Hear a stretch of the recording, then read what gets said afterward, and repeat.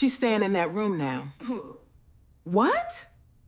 The basement is ready for you. You already decided.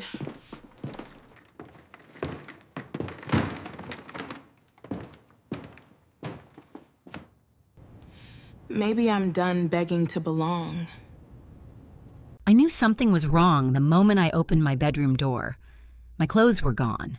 The photos I'd taped to the mirror since I was 17 gone. And sitting neatly on my bed was someone else's suitcase. "Oh, Victoria," my mother said from behind me almost casually. "Ashley's staying in your room now. It just makes more sense." More sense. I nodded like I understood. Like I wasn't suddenly a guest in the only place I thought I still belonged.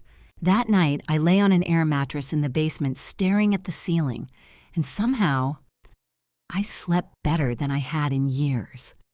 Because for the first time, I stopped trying to earn a place that was never really mine anymore. If you've ever felt replaced in your own home, share your story in the comments. And if this hits close to home, don't forget to like and subscribe because some truths hurt before they finally set you free. The next morning, I woke up before anyone else. At first, I didn't even remember where I was. The ceiling above me wasn't the one I grew up staring at. It was lower unfinished, crisscrossed with exposed beams and wires.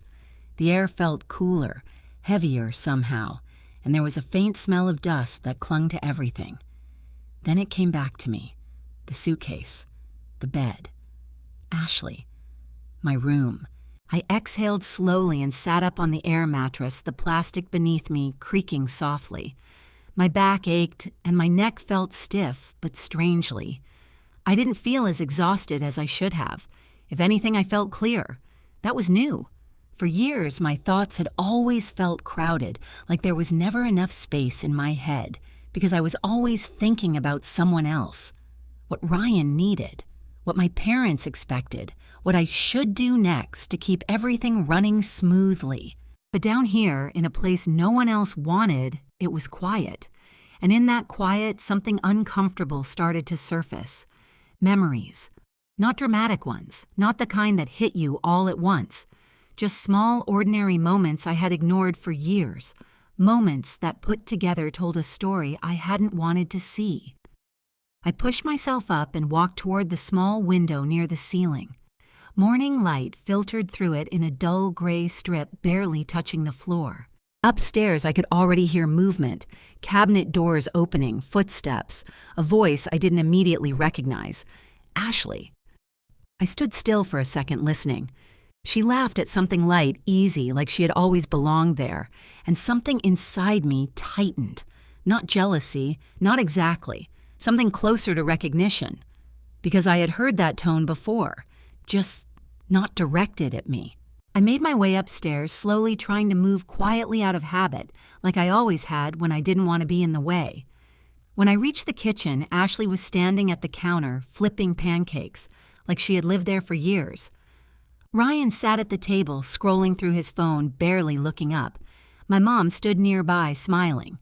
"You didn't have to do all this, Ashley," she said warmly. "Oh, I wanted to," Ashley replied.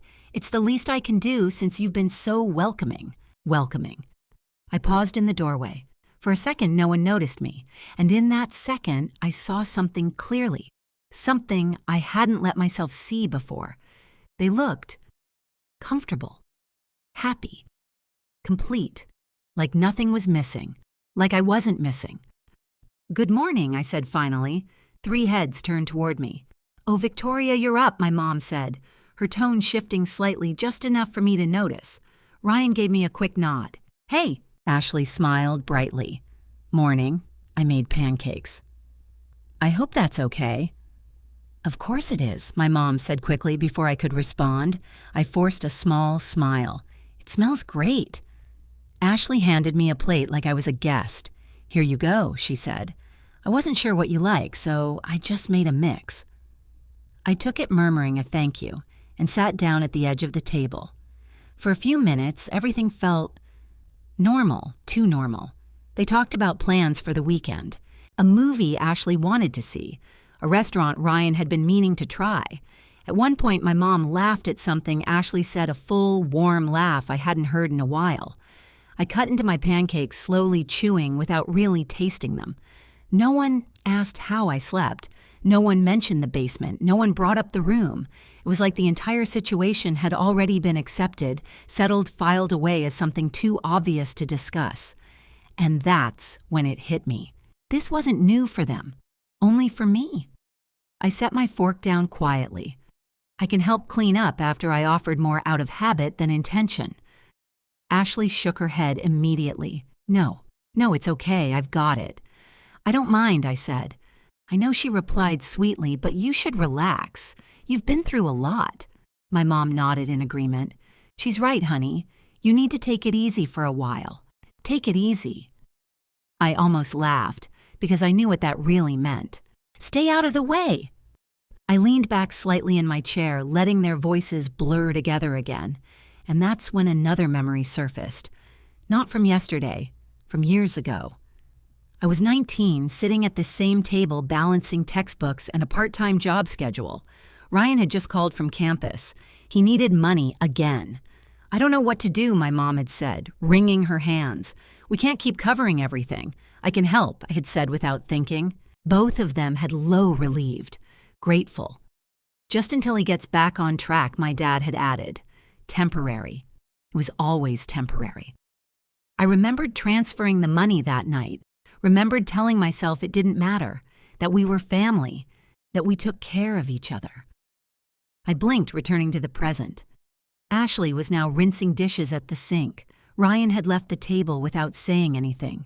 My mom hovered nearby, chatting. And suddenly, the pattern felt impossible to ignore. It wasn't just about the room. It had never been just about the room. It was about years of small decisions, small expectations, small sacrifices, all stacking up until one day there was no space left for me. I stood up slowly, carrying my plate to the sink. Ashley smiled as I approached. You can just leave it, really.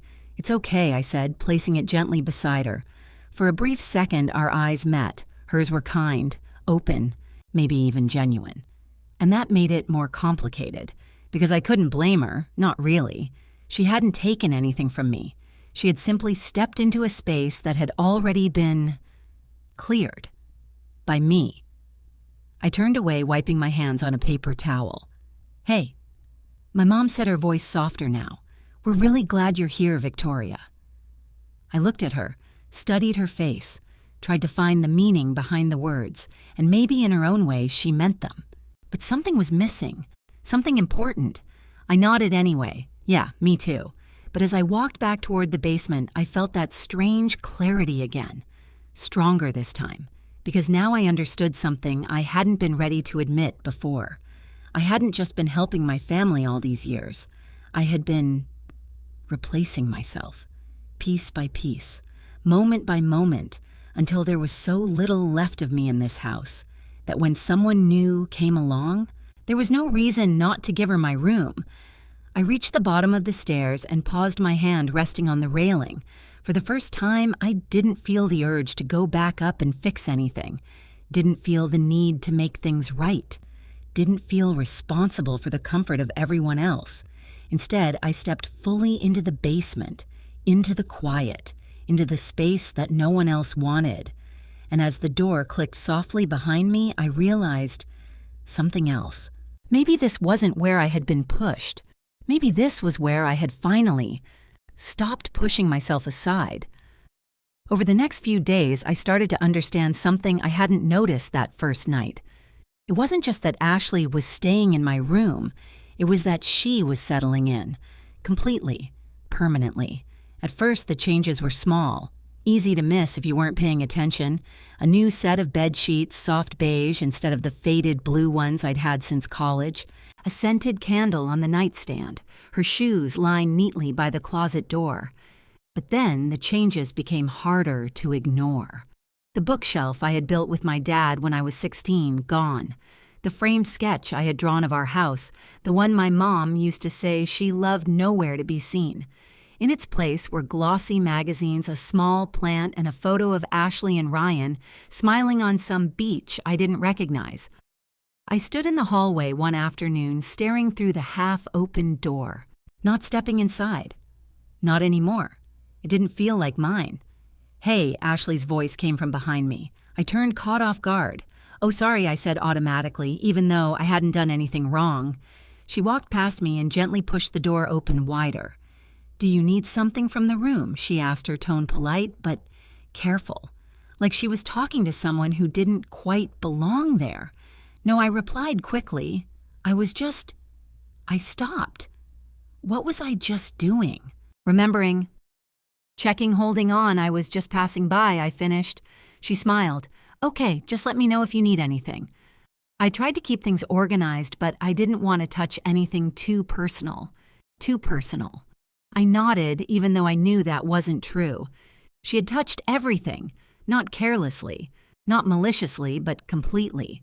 "Thanks," I said, and walked away before the conversation could stretch any longer. Downstairs, the basement greeted me with its familiar stillness. I sat at the small folding table I had started using as a workspace, opening my laptop out of habit, but instead of working, I just stared at the screen. My reflection stared back at me, tired, quiet, and distant. Like I was watching someone else live my life. Upstairs, I heard laughter again. Ashley's voice blended easily with my mom's, like they had known each other for years instead of weeks. And then something else drifted down. "Ryan, can you grab that from our room?" Ashley called out. "Our room?" The words landed softly, but they stayed. I closed my laptop, not because I was upset, because I was starting to understand this wasn't temporary, not for them, not for her. And if I was being honest with myself, it hadn't been temporary for a long time. That evening, we all sat down for dinner together. It was one of those routine family meals, nothing special, nothing dramatic, but everything felt slightly off. Or maybe it had always been this way, and I was just now seeing it clearly. Ashley had cooked. Of course she had. Grilled chicken, roasted vegetables, a salad with some kind of homemade dressing. "It's amazing," my mom said after the first bite. "Seriously, Ashley, you're spoiling us." Ashley laughed lightly. "It's nothing, really." Ryan nodded in agreement. "Yeah, you've definitely raised the bar around here." I kept my eyes on my plate, because I remembered something, not from years ago, from just a few months back, standing in the same kitchen, cooking meals for everyone after long days at Grandma Eleanor's house, packing leftovers, cleaning up, doing it all quietly because it needed to be done. No one had called it amazing. No one had said I was spoiling them. It had just been expected. I took a bite of food. It was good, really good. "That's great, Ashley," I said honestly. She smiled at me. "Thanks, Victoria." For a brief second, something genuine passed between us. And again, that complicated feeling returned. Because she wasn't cruel. She wasn't trying to hurt me. She was just fitting into a space that welcomed her. A space that had adjusted around her, the same way it had always adjusted around Ryan. "Hey," my dad said, suddenly looking up from his plate. "We were actually talking about maybe doing some updates around the house." I glanced up. "Updates?" I asked. "Yeah," he continued. "Nothing major, just small improvements." Ryan leaned forward, more interested now. "Like what?" "Well, my dad said," gesturing slightly, "we thought about maybe finishing the basement properly, turn it into a more livable space." I froze. My mom nodded. It would make things more comfortable. For who, I asked before I could stop myself. There was a brief pause. Ryan shrugged. "Well, for you, I guess. For me." The words felt strange coming out of my mouth, like they didn't quite belong. Ashley chimed in, her tone gentle. "I think it's a great idea. You could have your own little area down there. Make it cozy, in the basement." I looked around the table, at my parents, at Ryan, at Ashley, and suddenly, the picture became crystal clear. They weren't trying to push me out, not intentionally. They had just reorganized, adjusted, optimized, and in that version of the family, I didn't belong upstairs anymore. You know, my mom added softly, "It might even be better this way. You'd have more privacy." Privacy. I almost smiled, because that was the word people used when they didn't want to say distance, or separation, or displacement. "That sounds nice," I said finally, and I meant it, not in the way they thought. But in a way, I was only just beginning to understand. Dinner continued. The conversation moved on, but something inside me had shifted. Not dramatically, not all at once, just enough. Enough to see things clearly, enough to stop pretending this was temporary. Later that night, I passed by the hallway again. The door to my old room was closed this time. Soft light glowed from underneath it. Voices murmured inside Ryan and Ashley, talking quietly, comfortably, at home. I stood there for a moment, then turned away. Back toward the stairs, back toward the basement, but this time something felt different. Not heavier, not lighter, just clearer, because for the first time I wasn't thinking about how to get my room back. I wasn't thinking about how to fix anything. I wasn't even thinking about what they should have done differently. I was thinking about something else. Something new, what I wanted. And the truth was, I didn't know yet. But for the first time in a long time, I was willing to find out. That night, I couldn't sleep. Not because the basement was uncomfortable, not because of the cold or the unfamiliar silence, but because something inside me had finally woken up. I lay on my back, staring at the ceiling, replaying the dinner conversation over and over again. More privacy, a cozy space. For you. Every word had sounded reasonable, thoughtful even. But now in the quiet, stripped of tone and smiles, they felt different, like decisions that had already been made.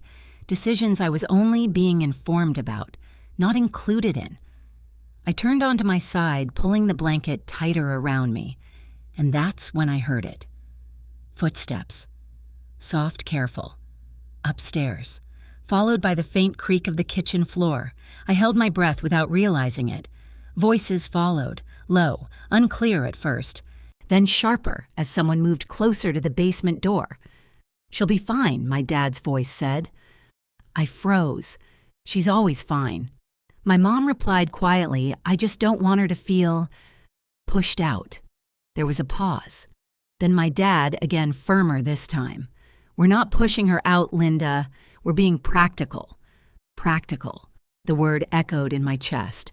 "She's 36, he continued. "She's independent. She doesn't need the same kind of support Ryan does."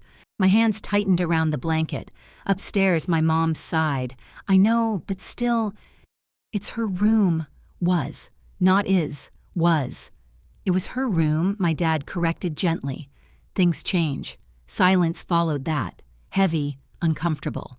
I shifted slightly on the mattress, trying not to make any noise. Trying not to exist. I just thought... My mom started, then stopped.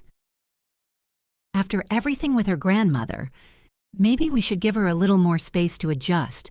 And we are, my dad replied. She has the basement. The basement. Said like it was a gift, not an afterthought. Ryan's building a life, he added. He needs stability. A place to bring Ashley to grow something long-term. And Victoria doesn't, my mom asked softly. Another pause, longer this time. Then my dad said something that settled into me like a quiet, irreversible truth. Victoria's always been on her own path. She'll figure things out. I closed my eyes, because I knew what that meant. It meant they had already decided what my future looked like, or rather, what it didn't look like. She's not like Ryan, my dad continued. She's not going to settle down here. She never has. My mom didn't respond right away. When she did, her voice was quieter than I'd ever heard it. Do you think she even wants that? I think my dad said carefully. She's made her choices. Choices. I swallowed hard, because suddenly everything made sense. Not just the room, not just the basement, all of it. Every expectation, every assumption, every quiet decision made without me. They didn't see me as someone who needed space in this house. They saw me as someone who had already moved on, even when I hadn't. I just don't want her to feel like she doesn't belong here, my mom whispered. And for a second, something inside me softened, because there it was, the truth, the thing she was afraid to say out loud. But my dad answered it before I could hold on to it. She knows she belongs, he said. This is her home. Home. I almost laughed. Not out loud, just inside. Because in that moment, I realized something painful. They believed that. They truly did. They believed that because I was allowed to be here, because I had a place to sleep, because they hadn't kicked me out. That meant I still belonged. They didn't see what was missing. They didn't see what had changed. Or maybe they did. And they had decided it didn't matter. Footsteps moved away from the door. Voices faded. And then there was silence again. I stayed still for a long time, long enough for the house to settle, long enough for the moment to fully sink in. When I finally opened my eyes, the ceiling looked different. Not physically, but in the way I saw it, because now there was no confusion, no illusion, no lingering hope that this was temporary. This wasn't a misunderstanding. This wasn't a mistake. This was a decision. A quiet, logical, carefully justified decision. They hadn't chosen Ashley over me. Not exactly. They had chosen a version of the future. That didn't include me in the same way anymore. And maybe, if I was honest, they had been doing that for years. I sat up slowly, swinging my legs over the side of the mattress. The floor was cold beneath my feet, grounding, real. I wrapped my arms around myself, not because I was cold, but because I needed something to hold on to. Something steady, something mine. And for the first time, I asked myself a question I had been avoiding for years. Not what they needed, not what Ryan needed, not what would make things easier for everyone else, but what I needed. The answer didn't come right away. It wasn't clear. It wasn't simple. But it started forming, quietly, slowly, like something that had been waiting for permission. Upstairs, a door closed. The house fell into complete silence. And down in the basement, I took a deep breath, because for the first time in a long time, I wasn't thinking about how to stay. I was thinking about what it would mean to leave, not in anger, not in rebellion, but in understanding. Understanding that sometimes people don't push you out, they just stop making space for you, and it's up to you to notice, to accept it, to decide what comes next. I looked around the basement, at the boxes, the old furniture, the temporary bed, this space they had given me, this space they thought was enough, and instead of feeling small, for the first time I felt something else, clarity, because now I knew. This wasn't where my story was supposed to continue. This was just where I had finally seen the truth. The next few days, I didn't say anything about what I had heard. I moved through the house the same way I always had, quietly, carefully, without interrupting the flow of anyone else's routine. If anything, I became even more invisible. Not because I was trying to disappear, but because I was finally paying attention. And once you start seeing things clearly, it's hard to go back. That morning, I found my dad sitting at the kitchen table with a stack of papers spread out in front of him. He had his reading glasses on a calculator by his side, and that familiar expression focused slightly annoyed, like he was solving a problem he didn't think he should have to deal with. "Morning," I said. He glanced up briefly. "Morning, Vic." Vic, a nickname he hadn't used in years. I poured myself a cup of coffee and sat across from him. For a moment, neither of us spoke. Then I noticed what he was looking at. Bills, utility statements, groceries, internet, insurance, all itemized, all carefully tracked. My eyes lingered just long enough for him to notice. "Things have been adding up lately," he said, tapping the paper lightly. "I can imagine," I replied. He nodded, then hesitated for a second. "You know," he added casually, "having more people in the house. It changes things. More people." I wrapped my hands around the coffee mug, letting the warmth sink into my fingers. "Yeah," I said, "it does." Another pause. Then he cleared his throat. "We're not saying anything needs to change right now." He continued, his tone measured. "Just something to be aware of. Something to be aware of." I almost admired how carefully he said it, how neutral it sounded, how reasonable. Like it wasn't really a statement or a warning or a calculation, just information. "I understand," I said. And I did. More than he realized. Upstairs, I heard Ashley's footsteps, followed by the sound of Ryan's voice. They were talking about something, plans maybe, weekend trips, something light, something easy. My dad followed my gaze for a second, then looked back down at his papers. They've got a lot going on, he said, trying to figure things out. I nodded. So do I thought. But I didn't say it out loud. Instead, I took a slow sip of coffee and let the silence stretch between us. Because for the first time, I wasn't trying to fill it.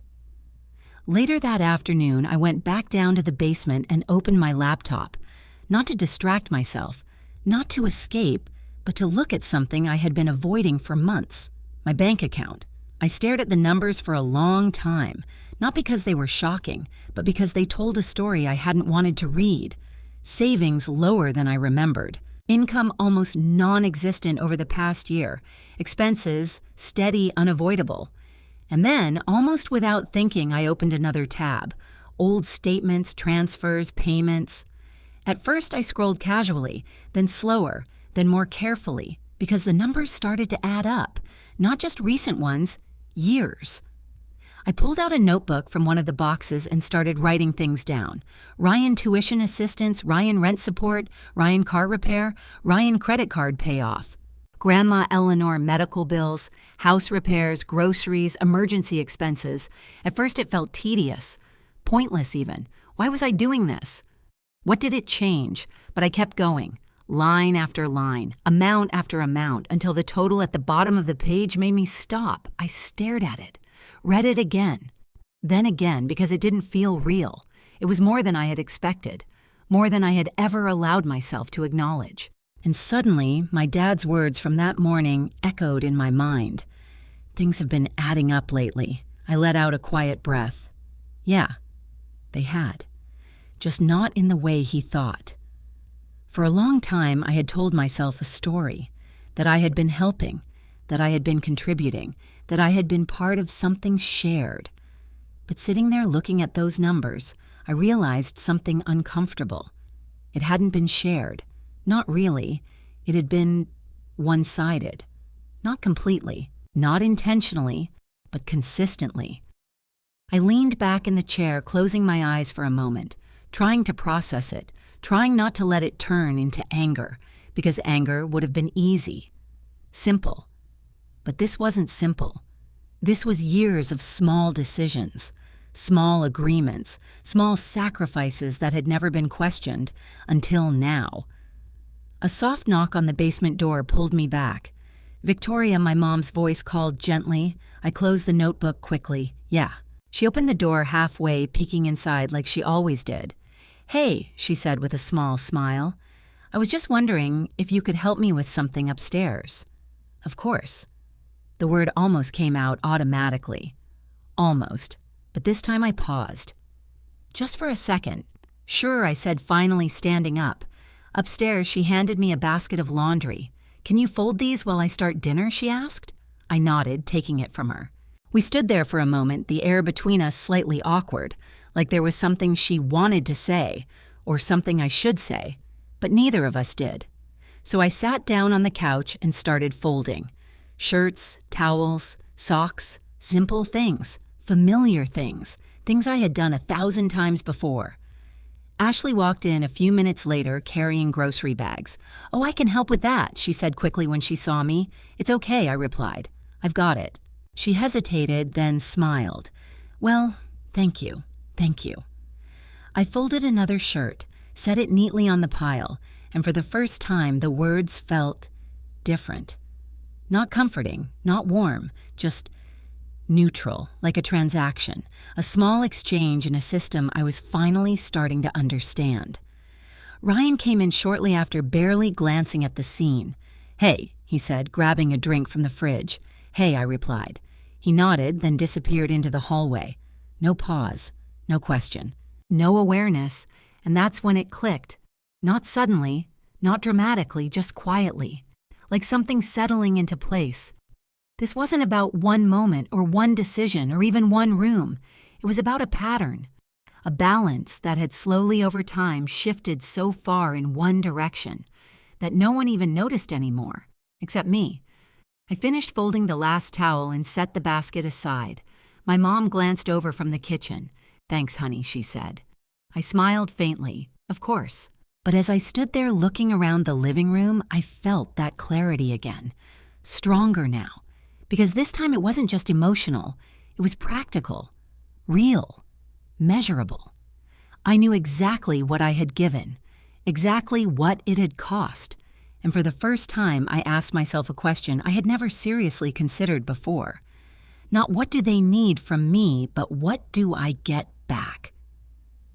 The answer wasn't immediate, but it was forming, and something told me, once I fully saw it, I wouldn't be able to ignore it anymore. That night I didn't open my laptop right away. I sat on the edge of the air mattress, the notebook still resting beside me, the total I had written down earlier, echoing quietly in my mind. It wasn't just a number, it was years. Years of saying yes. Years of stepping in before anyone else had to. Years of believing that what I gave would somehow come back to me.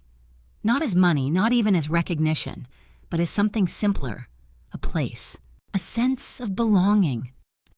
And now, sitting there in the basement, I realized something I hadn't allowed myself to admit before. I had been waiting for something that was never going to be returned. Not because my family was cruel, not because they didn't care, but because somewhere along the way, we had all agreed without ever saying it out loud that I would be the one who gave, and they would be the ones who received.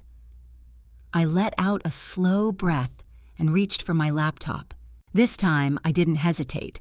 I opened my email, scrolled past months of unread messages, old client inquiries, follow-ups I had never answered, projects I had quietly abandoned when Grandma Eleanor needed me. At the time, it had felt like the right choice, the only choice. But now looking at those emails, I felt something unexpected. Not regret, not exactly, more like distance. Like I was looking at a version of myself that had been paused. Waiting. I clicked on one message, then another. A small architecture firm I had worked with 2 years ago. They had liked my work, trusted me. Let us know when you're available again. I had never responded. My fingers hovered over the keyboard. For a moment, doubt crept in. What if it was too late? What if they had moved on? What if I wasn't as good as I remembered? But then another thought followed. What if I didn't try? That question felt heavier, more final, so I started typing.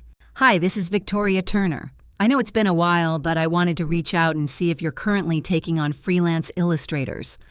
The words came slowly at first, then faster, more naturally. By the time I hit send, something inside me had shifted. Not dramatically, just enough. Enough to feel like I had taken a step, a real one. The next morning, I woke up with a different kind of energy. Not excitement, not exactly, but direction. I got dressed quietly and headed upstairs. The kitchen was empty this time. For once. No laughter, no voices, just sunlight spilling across the counter. I poured myself coffee and stood there for a moment, letting the quiet settle around me. Then I did something I hadn't done in days. I sat at the table, not at the edge, not half-turned like I was ready to leave, but fully present, like I belonged there, even if it didn't feel that way anymore. A few minutes later, Ashley walked in. She paused slightly when she saw me, then smiled. "Morning." "Morning," I replied. She moved around the kitchen easily like she knew exactly where everything was, which at this point she probably did. "I didn't know if you'd be up this early," she said, grabbing a mug. "Yeah," I shrugged. "Couldn't sleep much." She nodded sympathetically. "The basement takes some getting used to."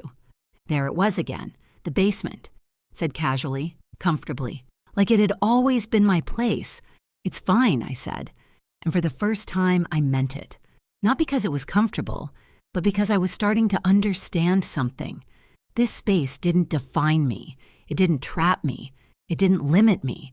It was temporary, even if they didn't see it that way. Ashley leaned against the counter, sipping her coffee. "You've been working a lot lately, right?" she asked. I glanced at her. "Trying to." "That's good," she said. "Ryan mentioned you used to do really great work."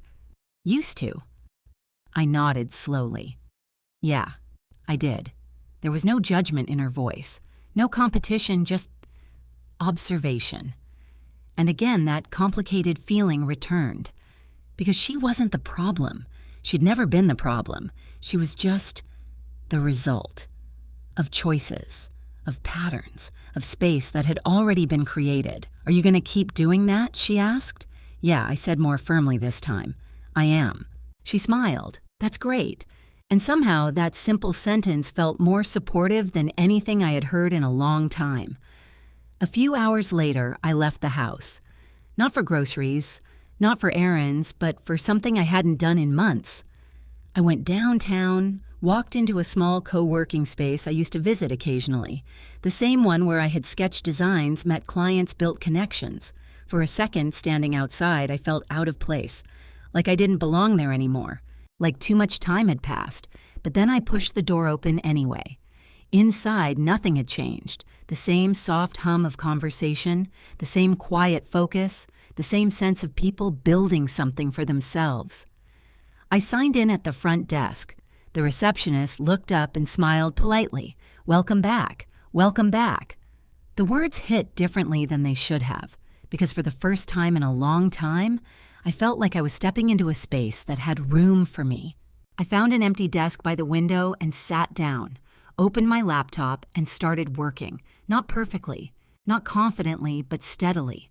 Hour by hour, something returned. Not skill. That had always been there. Something deeper, ownership of my time, of my energy, of my future. When I checked my email later that afternoon, I saw it. A reply from the architecture firm. My heart skipped slightly as I opened it. "Victoria, great to hear from you. We'd love to reconnect. Are you available for a call this week?" I read the message twice, then a third time, just to be sure, because it felt unreal. Not the opportunity, but the timing, the contrast. Upstairs in my parents' house, I had been quietly fading into the background. Down here, in this space, I was being invited back, seen, considered, valued. I leaned back in my chair, letting that realization settle. And for the first time, I allowed myself to think something I had been avoiding. Maybe I didn't need to fight for my place in that house. Maybe I needed to build a place somewhere else, somewhere that didn't require me to shrink, to adjust, to disappear.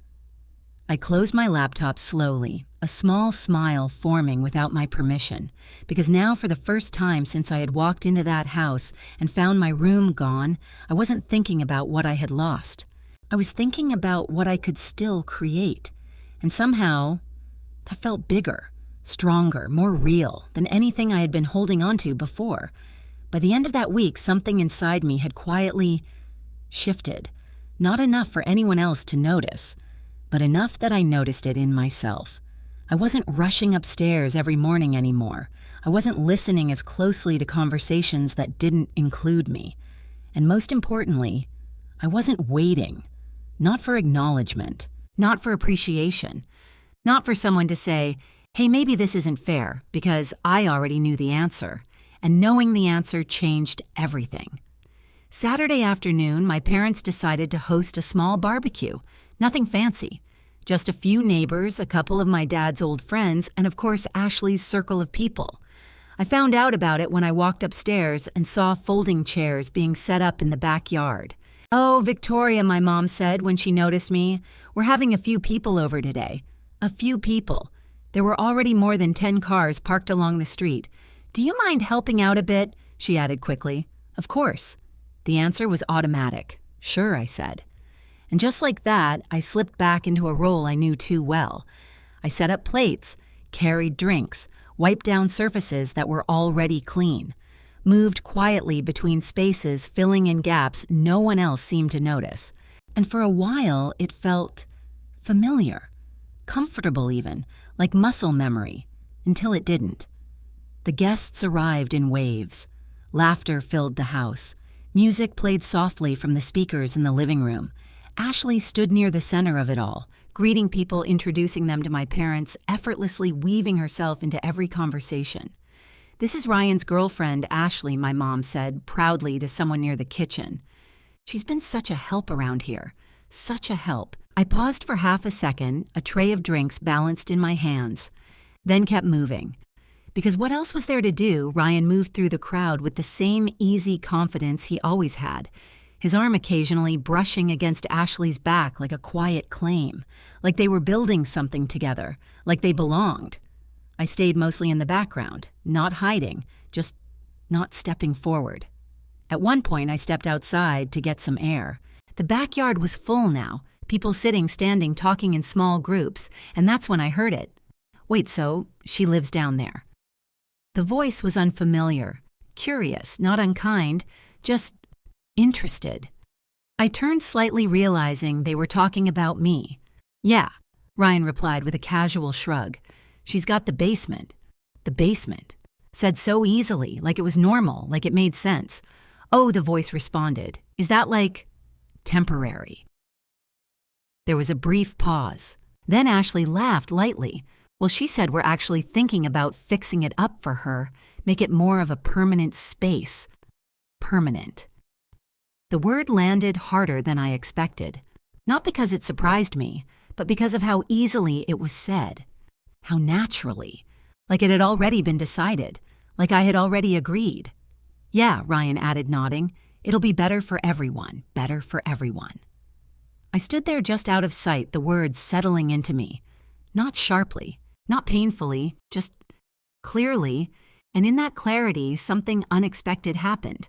I didn't feel hurt, not the way I would have before. I didn't feel the urge to step in, to correct them, to say, actually, that's not what I want. Instead, I felt something else. Distance. Like I was listening to a conversation about someone else, someone who used to be me. I turned away quietly and walked back inside. The house felt louder now, brighter, more crowded. But I moved through it differently, not as someone trying to belong, but as someone observing, understanding, letting go. Later that evening, everyone gathered around the dining area for food, plates filled, conversations overlapped. Someone handed me a drink, assuming I was part of the group, and for a moment I stood there holding it, unsure of where to go. Until Ryan's voice cut through the noise. Hey, Vic, I looked up. He was smiling, clearly in a good mood. Come sit, he said, gesturing toward the table. I hesitated for a second, then walked over and took a seat. Ashley sat beside him, leaning slightly into his side. Comfortable, at ease. Someone asked a question about the house, about how long my parents had lived there. Stories started flowing, memories, laughter, and then almost casually, Ryan said it. Victoria moved back in recently, he said, nodding toward me. She's still figuring things out, still figuring things out. The words weren't harsh, they weren't meant to be, but they carried something underneath, something subtle, like I was behind, like I was catching up, like I hadn't quite found my place yet. Someone else chimed in, well, it's nice you got family to support you. I smiled politely. Yeah, I said, it is. And again, I meant it. Just not in the way they thought. Ashley glanced at me, then added, she's been really helpful around here. Helpful. There it was again. Not accomplished, not independent, not capable, helpful. I nodded slightly, taking a sip of my drink, and for the first time I saw the pattern from the outside. Clearly, completely. This was how they saw me. Not intentionally, not cruelly, but consistently. I wasn't the one building something. I was the one supporting it, holding it together, filling the spaces. And for years I had accepted that role, embraced it even, because it made me feel needed, valued. But sitting there, surrounded by laughter and easy conversation, I realized something important. Being needed wasn't the same as being valued, and being helpful wasn't the same as being seen. The moment passed quickly. The conversation moved on. No one noticed the shift happening inside me, but it was there, quiet, steady, final. That night, after the guests left and the house slowly returned to silence, I went back down to the basement. Not out of habit, but with intention. I sat on the edge of the mattress, looking around the space, the same walls, the same dim light, the same temporary feeling, but I wasn't the same. Because now I wasn't thinking about how to make this space work. I wasn't thinking about how to stay. I wasn't even thinking about how to fix things upstairs.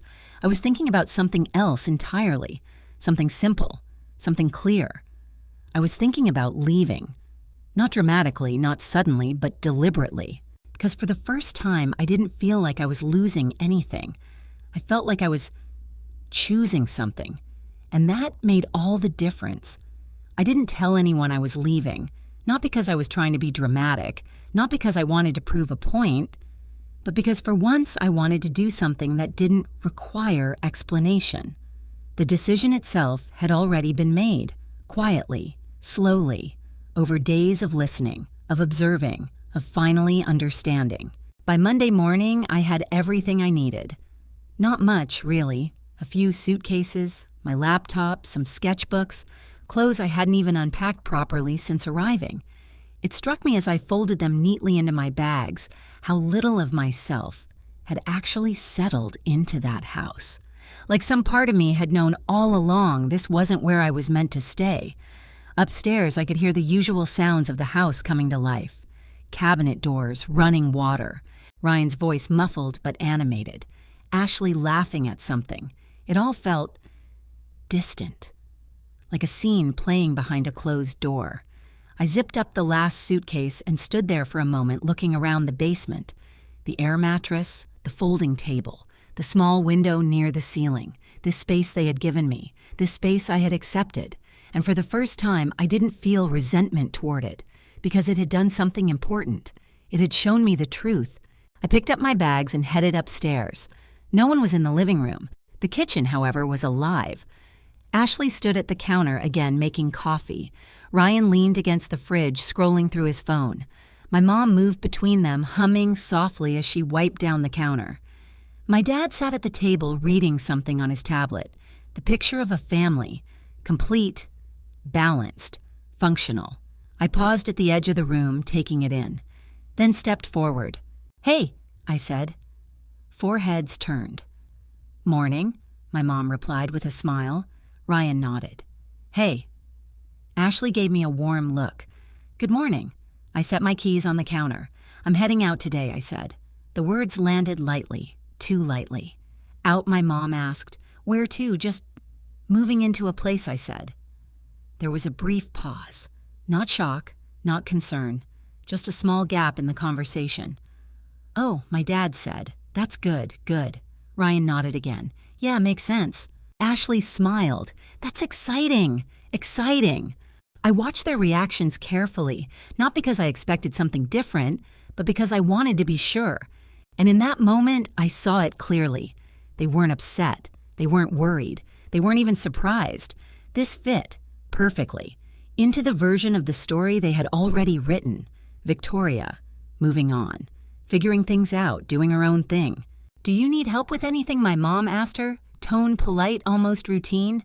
"No," I said gently. "I've got it." She nodded already, turning back toward the counter. "Okay. Well, let us know if you need anything." If you need anything. I almost smiled. Because for years, that sentence had meant something very different. Now it felt distant, formal. Like something you say when you don't expect the answer to be yes. "I will," I said anyway. I picked up my bags, walked toward the door. And for a second, I thought about saying more, about explaining, about filling the silence with something meaningful. But then I stopped, because there was nothing left to explain. They understood this in their own way, and for the first time, that was enough. "Bye," I said simply. "Bye, honey," my mom replied. "See you," Ryan added. Ashley gave me a small wave, "Take care." And that was it. No dramatic goodbye, no confrontation, no last-minute realization. Just an ending. I stepped outside, the cool air hitting my face, and walked to my car. As I loaded the last suitcase into the trunk, I glanced back at the house. The same house I had grown up in, the same house I had returned to, believing it would still hold a place for me. It looked exactly the same. Nothing had changed, except me.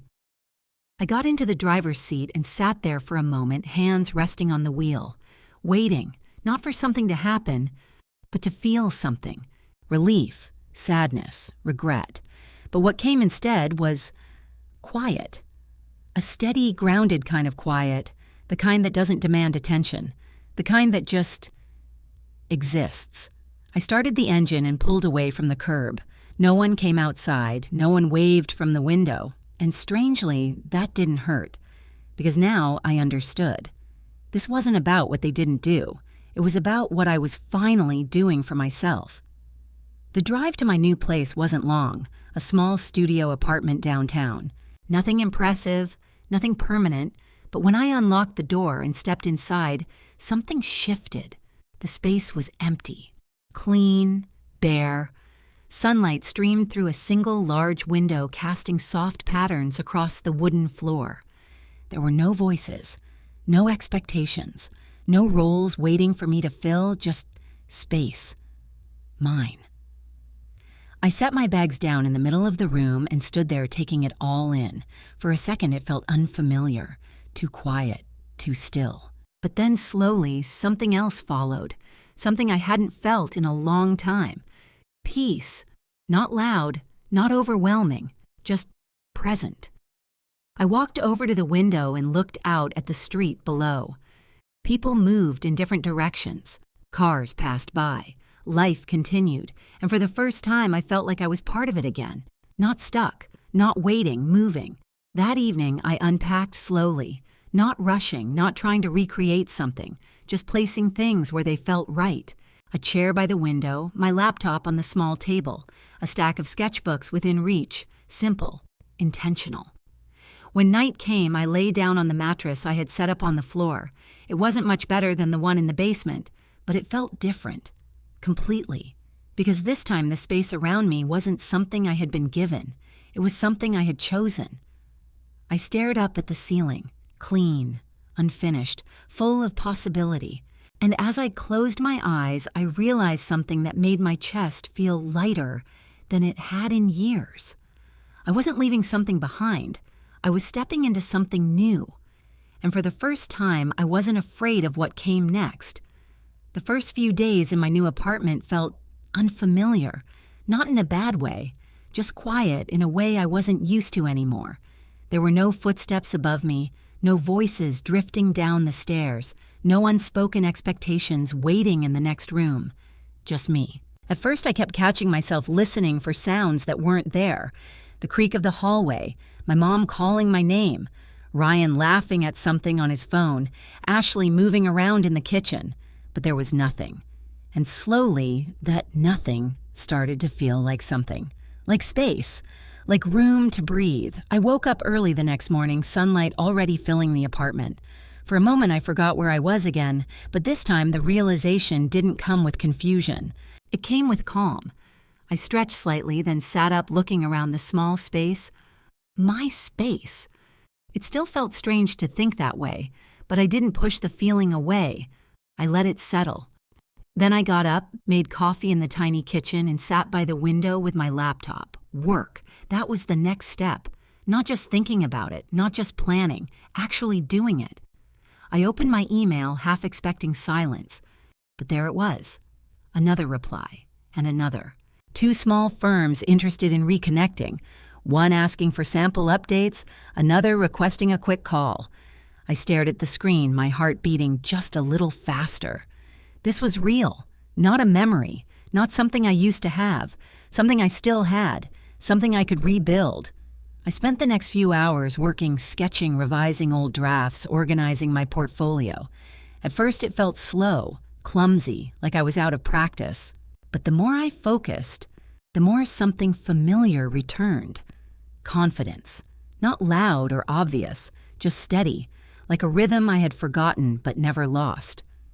By the afternoon, I had sent out 3 updated samples, scheduled 1 call, and written down a plan for the next week. It wasn't perfect, but it was progress, real progress. And for the first time in a long time, I felt capable. That evening, I decided to go for a walk. Not because I had to, but because I wanted to. The streets downtown were busy in a different way than my parents' neighborhood. People moved with purpose. Conversations overlapped. Cars passed in steady lines. Everyone seemed to be going somewhere, building something, living. And for once, I didn't feel like I was watching from the outside. I felt like I was part of it. I stopped by a small grocery store on the corner, picking up just a few things: fresh bread, fruit, a simple dinner. No planning for anyone else. No extra portions. No anticipation of someone needing more. Just enough for me. Back at the apartment, I cooked, slowly enjoying the quiet. No one interrupted. No one commented. No one expected anything. And that simple act, cooking just for myself, felt strangely meaningful, like I was reclaiming something I hadn't realized I had given away. The next few days followed a similar rhythm. Work in the mornings, walks in the afternoon, quiet evenings, and little by little, my life started to take shape again. Not the same as before, better, more intentional, more mine.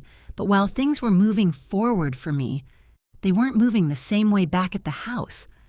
I didn't hear much at first. A few missed calls from my mom, a short text from Ryan.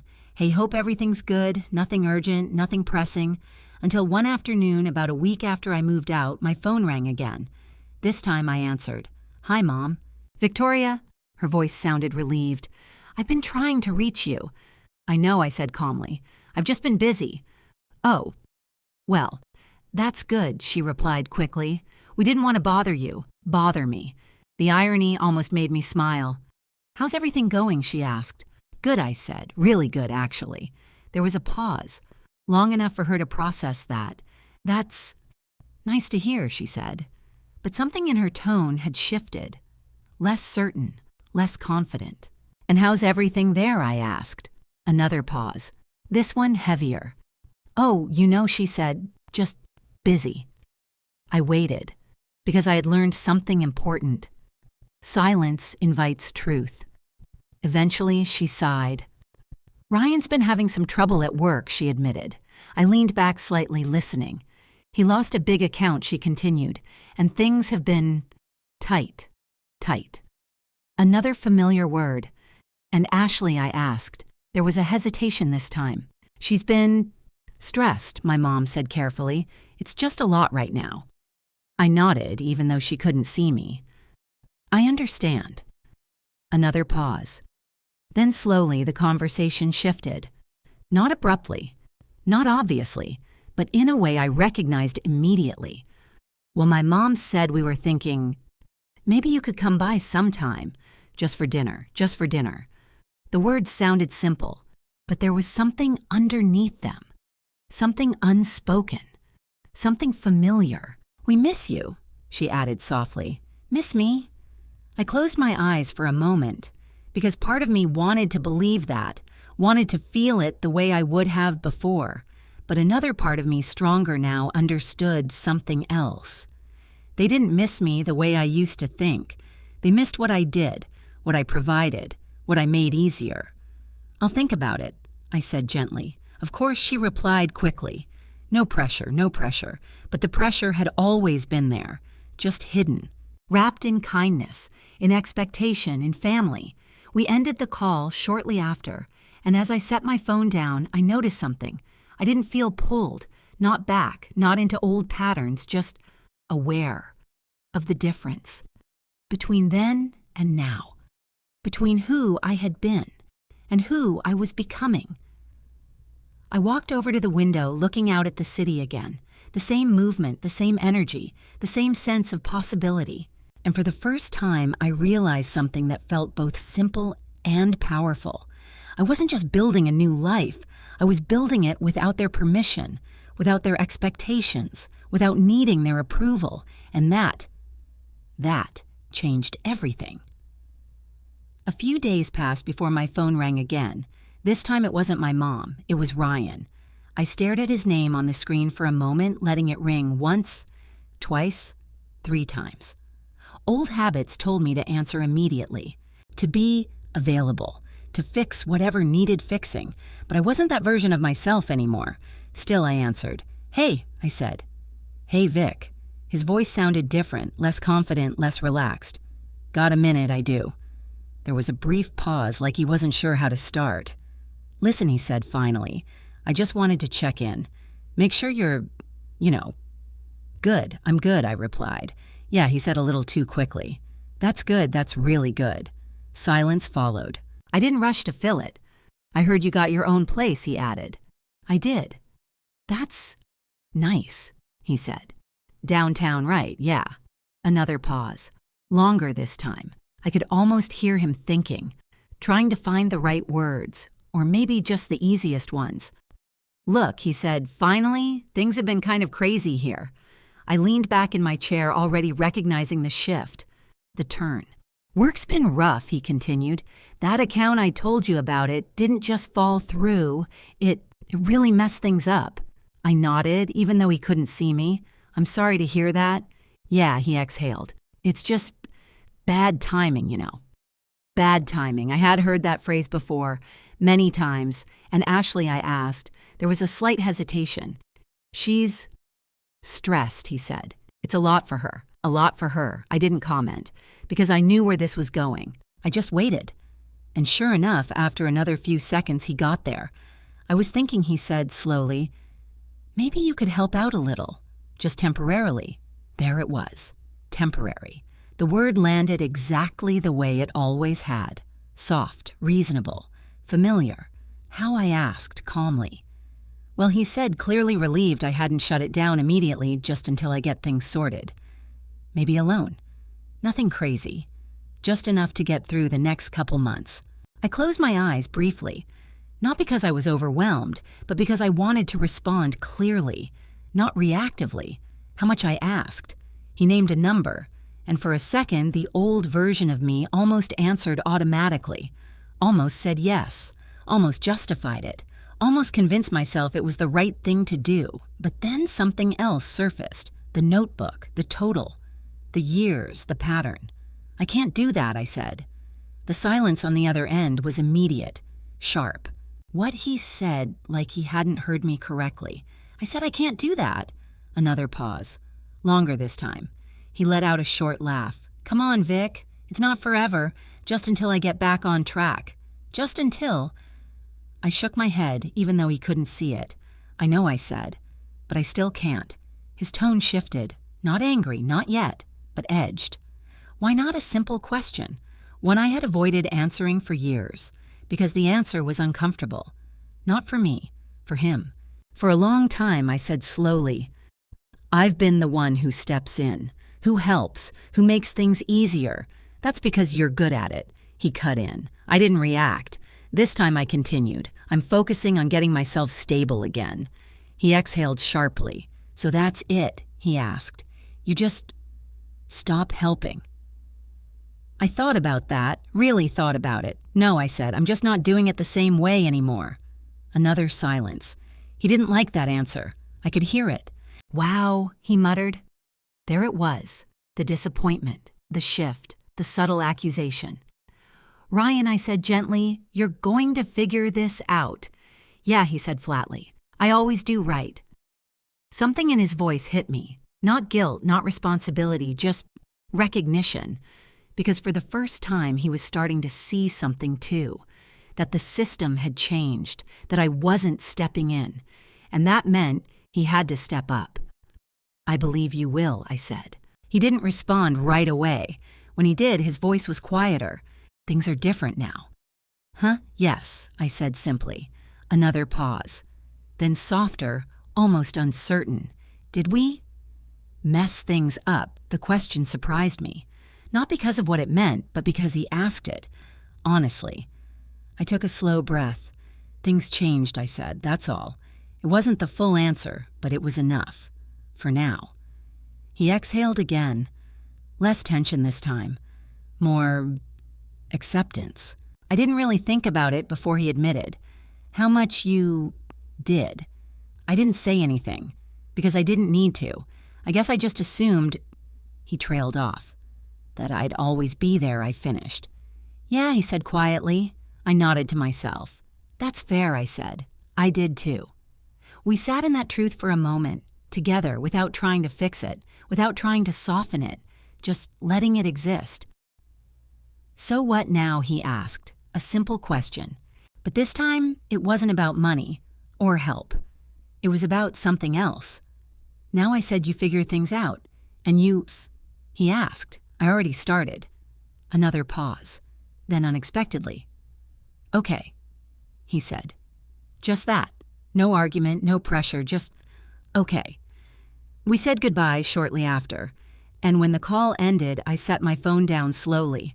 My hands weren't shaking, my chest wasn't tight. There was no wave of guilt crashing over me, just stillness and something else. Something I hadn't felt in a long time. Relief. Not because I had said no, but because I had said it.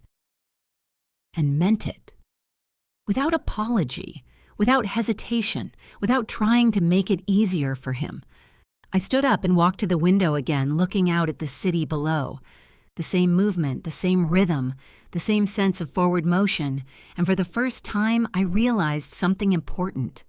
Setting a boundary didn't break anything. It revealed what had already been broken. And more importantly, it showed me what was still strong, what was still mine, what I could finally protect. I took a deep breath, letting that settle, because now things really were different, not just for them, for me. And this time, I wasn't going back. A week after Ryan's call, my mom texted me again. "Can you come by this weekend, just for dinner? No pressure." I stared at the message longer than I needed to, not because I didn't know what to do, but because I understood what it meant. Before I would have said yes immediately, cleared my schedule, brought something with me, prepared myself to step back into a role that felt familiar, even if it wasn't right. This time, I thought about it, really thought about it. Not about what they wanted, not about what was expected, but about what I was ready for, and surprisingly, the answer wasn't no. It was maybe. "I can come by for a bit," I replied. Not a full evening, not a commitment, just a visit. My terms. Saturday evening, I drove back to the house. The same street, the same driveway, the same front door. Nothing had changed, but as I stepped out of the car, something felt different, lighter. Not because everything was fixed, but because I wasn't carrying the same weight anymore. When I walked in, my mom greeted me immediately. "Victoria," she said, pulling me into a quick hug. It felt genuine, but also slightly uncertain, like she wasn't sure how close she was allowed to be. "Hi, Mom, you look good," she added, stepping back to study me. "Thanks." And I did. Not dramatically, not in a way that anyone else might notice, but I felt different, more present, more grounded. Ryan appeared from the living room a moment later. "Hey," he said. "Hey." There was a pause between us. Not awkward, just new. Ashley came in from the kitchen, wiping her hands on a towel. "Hi, Victoria," she said warmly. "It's good to see you. You too," I replied. And I meant it, because now standing there, I didn't feel like I was being replaced. I didn't feel like I was competing. I didn't feel like I had lost something. I just felt separate. Dinner was already on the table. We all sat down together just like before. Same seats, same layout, same rhythm, but everything felt slightly adjusted. Conversations were more careful, more balanced, like everyone was aware of something that hadn't been said out loud. So my dad said, clearing his throat, "How's the new place?" "It's good," I said. "Small, but it works. You like it?" my mom asked. "I do." There was something in her expression when I said that. Relief, but also something else. Something like realization. "That's good," she said softly. Ryan leaned back in his chair. "Downtown right?" he asked. "Yeah, that's gotta be expensive. It's manageable." He nodded but didn't push further, and for the first time I noticed something. He wasn't expecting me to fill in the gaps, to explain, to justify. He just accepted the answer. Ashley smiled slightly. "It sounds nice, being close to everything." "It is," I said, and again the truth felt simple, clear, uncomplicated. Dinner continued. The conversation moved through safe topics. Work, weather, small updates. Nothing too personal, nothing too deep. And for once, I didn't feel the need to change that. I didn't try to reconnect everything. I didn't try to fix what had shifted. I just let it be. After dinner, my mom and I ended up alone in the kitchen while the others moved into the living room. She stood at the sink, rinsing dishes slowly. "I've missed having you here," she said quietly.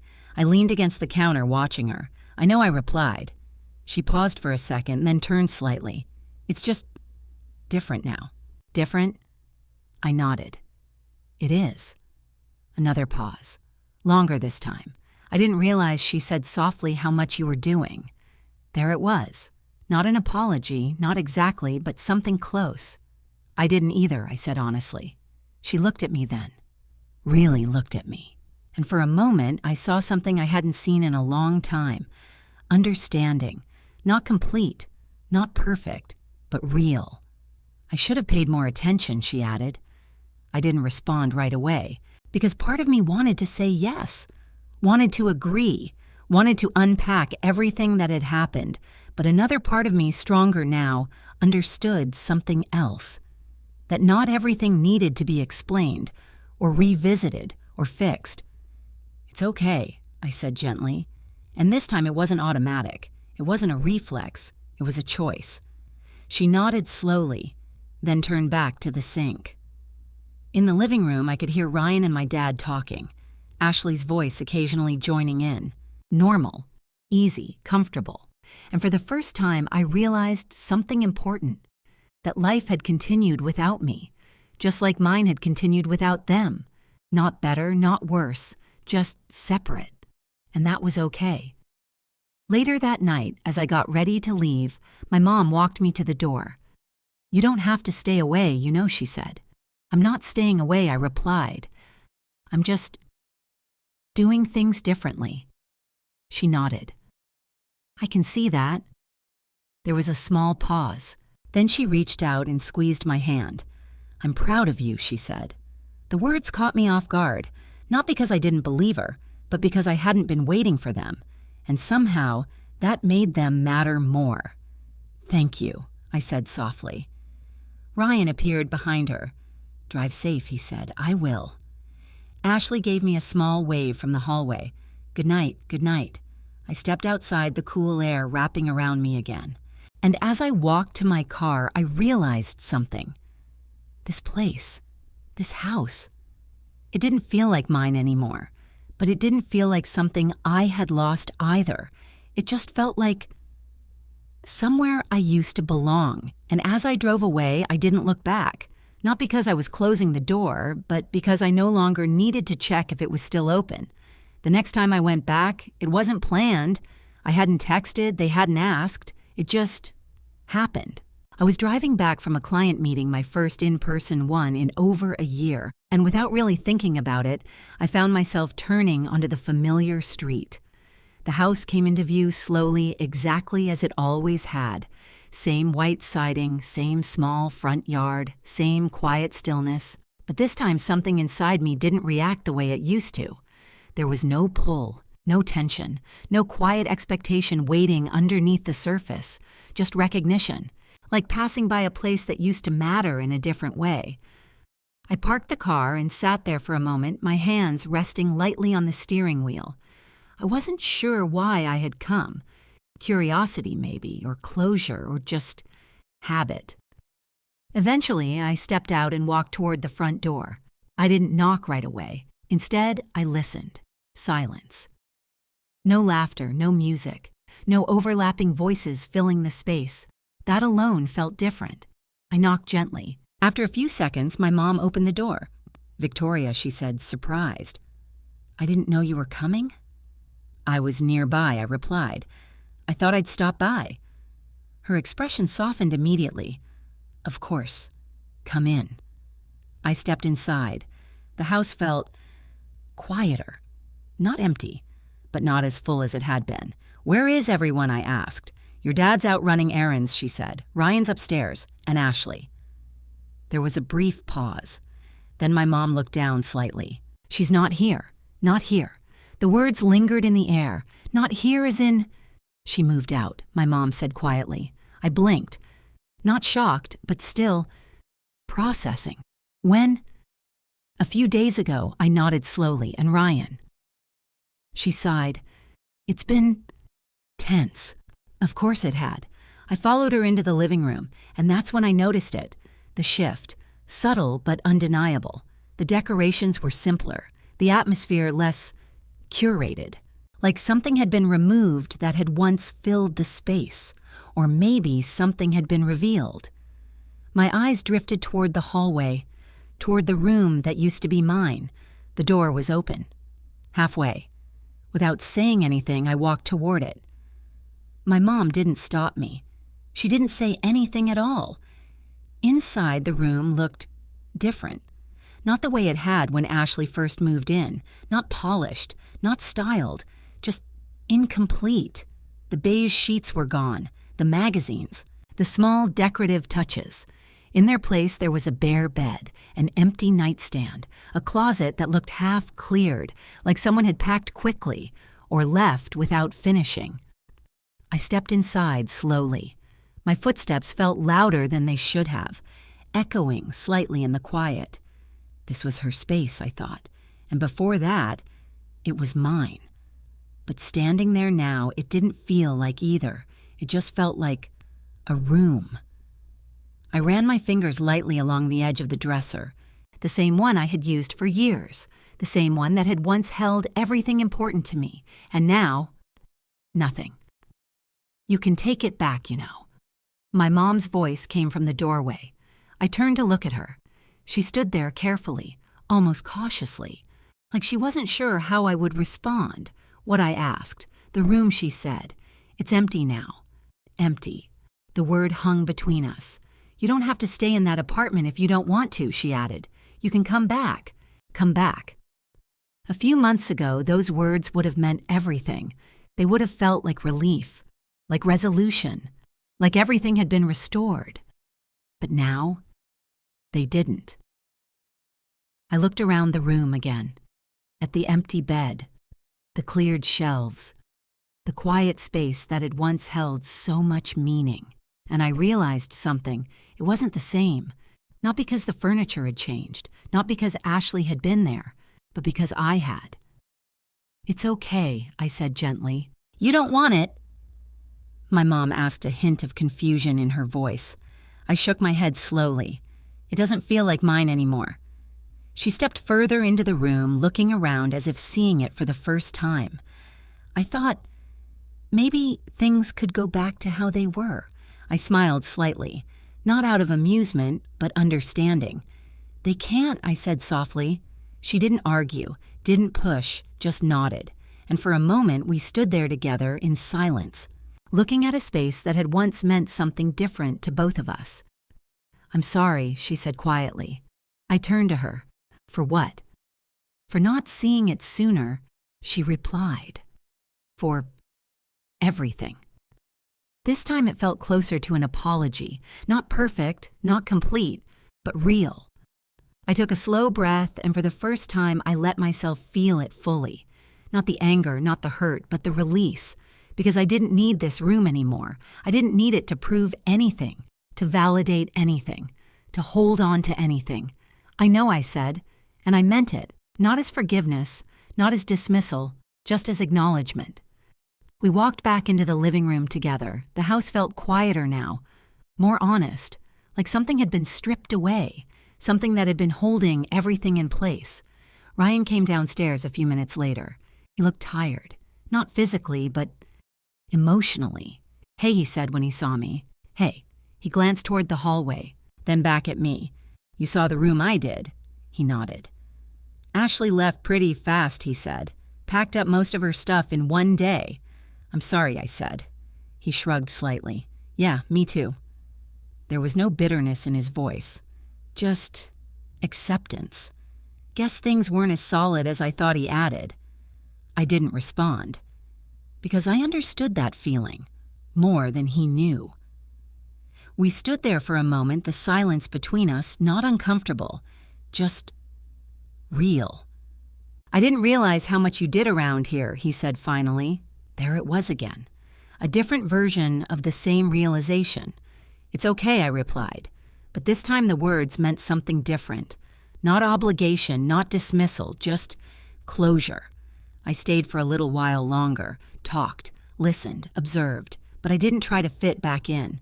Didn't try to reclaim anything because there was nothing left to reclaim, and more importantly, nothing I wanted to. When I finally left, I walked past the hallway one last time. The door to the room was still open, the space still empty, waiting, but not for me. I stepped outside, the air cool and steady against my skin, and as I got into my car, I realized something. That room, the one I thought I had lost, had never really been the point. It was just the beginning of seeing, of understanding, of letting go. And now that I had, I didn't need it anymore. After that visit, something settled inside me. Not dramatically, not in a way that announced itself, but quietly, like a door closing somewhere in the background, not slammed, not locked, just gently shut. I didn't rush back. I didn't avoid them either. I simply adjusted. The calls became occasional. The visits became intentional. And for the first time, every interaction felt like a choice, not an obligation. A few weeks later, my mom called again. This time, her voice sounded different, less careful, more open. "Victoria," she said, "I was wondering if you could come by this Sunday, just for lunch." I paused for a moment, not out of hesitation, but to check in with myself. Did I want to go? Not what they needed, not what was expected, what I wanted. "Yeah," I said, "I can do that." "Good," she replied, sounding genuinely pleased. Sunday afternoon, I arrived at the house again, the same driveway, the same door. But stepping inside felt lighter this time. Not because everything was fixed, but because I wasn't carrying the same expectations. My dad greeted me first. "Hey, kid," he said, giving me a small nod. Hey. There was something different in his tone. Subtle, but noticeable. Less assumption, more awareness. Ryan was already in the kitchen setting the table. When he saw me, he gave a quick smile. "Glad you made it. Me too." Ashley was nowhere to be seen, and for the first time, her absence didn't feel like a gap. It just felt like reality. Lunch was simple. Sandwiches, salad, nothing elaborate, but the atmosphere had changed. Not tense, not overly cheerful, just balanced. Conversations moved naturally. No one dominated, no one disappeared. At one point, my dad asked about my work. Really asked. "What kind of projects are you taking on now?" he said. I looked up slightly surprised. "Mostly residential designs," I replied. "A couple of small commercial ones, too." He nodded, actually listening. "That's good," he said. "That's steady work." It wasn't praise, not exactly, but it was something else. Recognition. Ryan chimed in. "You always had a good eye for that stuff." I smiled slightly. "Thanks."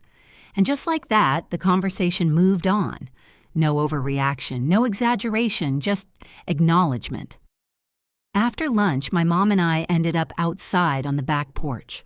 The weather was mild, the air calm. She sat down across from me, folding her hands in her lap.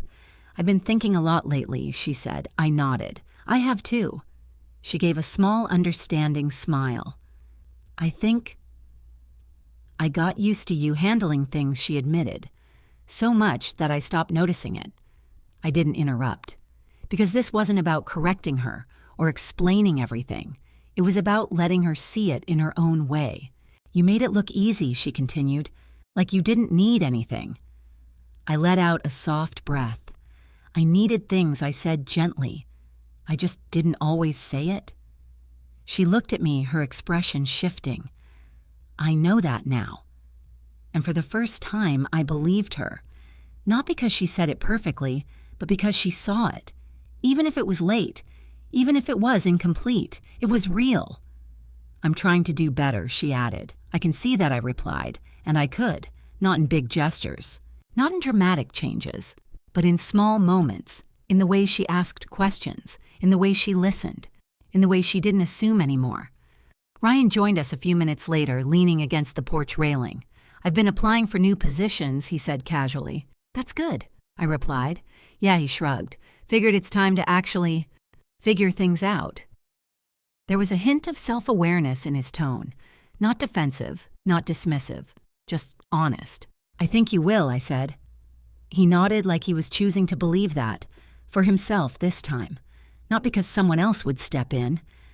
We sat there for a while, the three of us, without needing to fill the silence. And that was new. Comfortable silence. Not the kind that needed fixing, not the kind that demanded effort, just space. Later that afternoon, as I got ready to leave, my dad walked me to the door. "Hey," he said, stopping me for a moment. I turned. "I know I don't always say things the right way," he continued, "but I'm glad you're doing well." I studied his expression. It wasn't emotional, it wasn't overly warm, but it was sincere. And for him, that mattered. "Thanks, Dad," I said. He nodded once, then stepped back. I walked out to my car, the familiar rhythm of leaving feeling different now. Not heavy, not final, just natural. As I drove away, I realized something important. Nothing had gone back to the way it was, and it never would. But something else had taken its place. Something quieter, something more honest, something built on boundaries instead of assumptions. And for the first time, I wasn't trying to restore the past. I was building something new, something that didn't require me to shrink, or give more than I had, or prove my worth through sacrifice. I pulled up to my apartment building and parked. The city moved around me, steady and alive. And as I stepped inside, unlocking my door, I felt it again. That sense of ownership, of space, of belonging, not given, not assigned, chosen, because this life, this version of it was finally mine, and I wasn't giving it away again.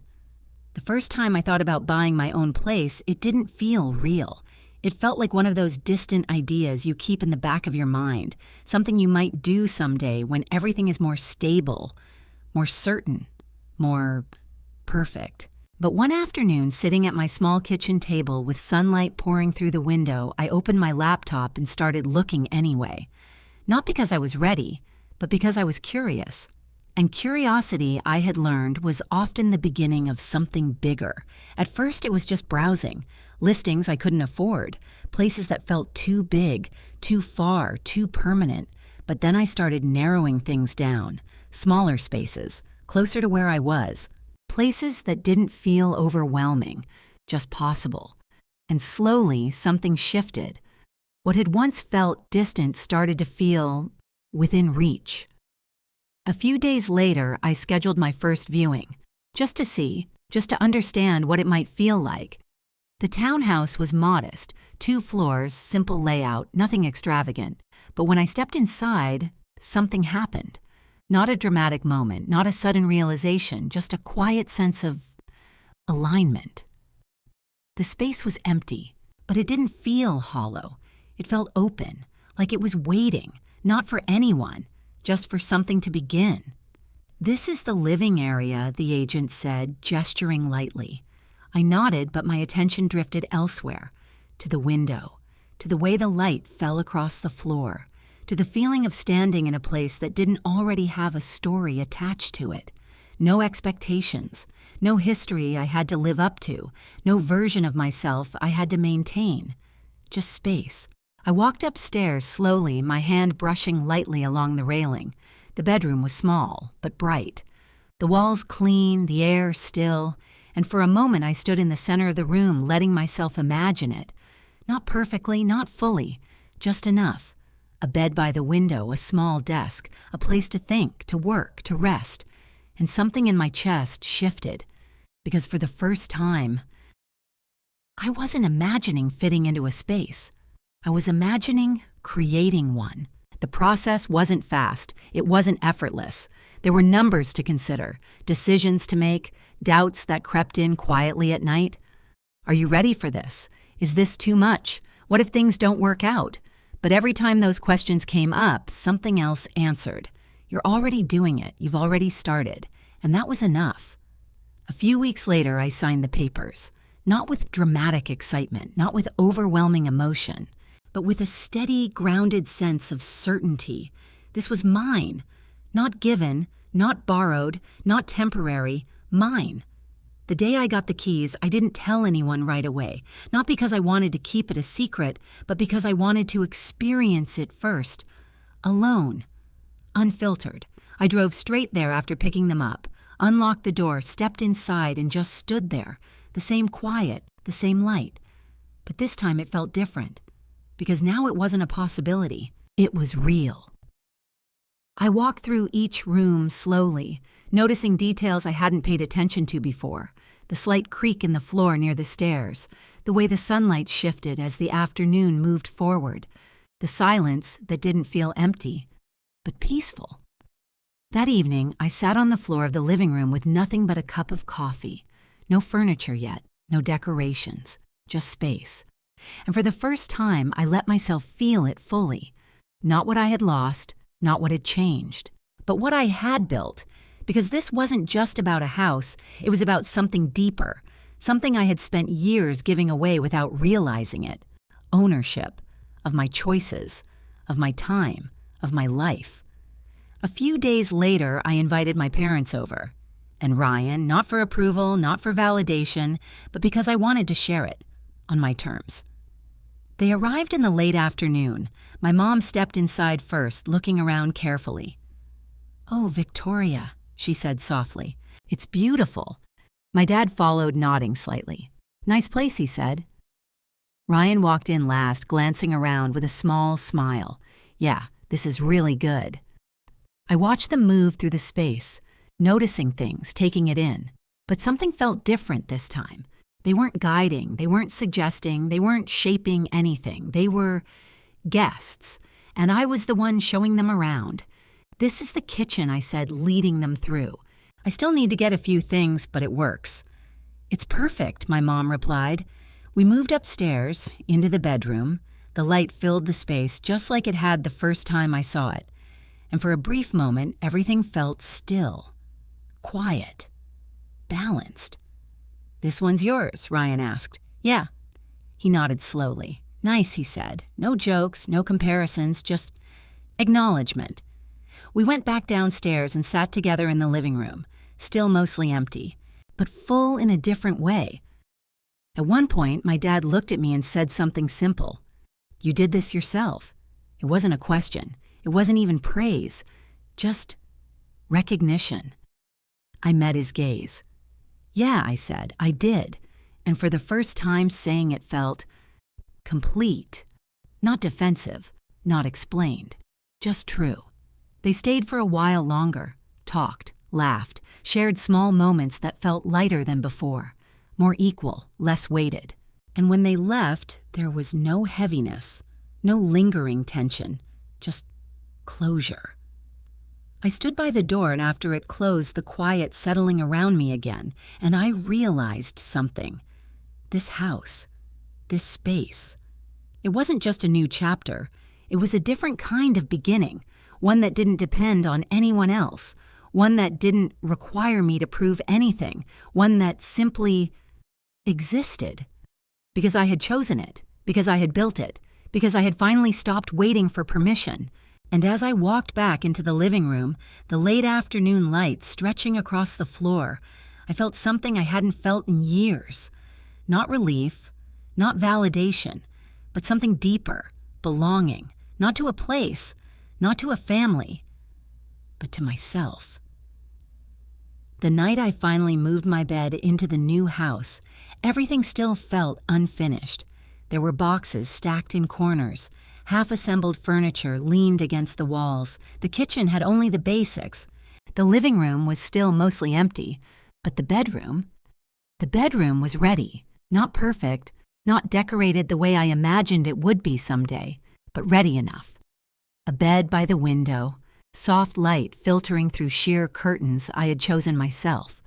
A small nightstand with a lamp I didn't need, but liked. And silence. The kind of silence that doesn't feel like something is missing. The kind that feels like everything is exactly where it should be. I sat on the edge of the bed for a long time before lying down. Not because I was tired, but because I wanted to take it in.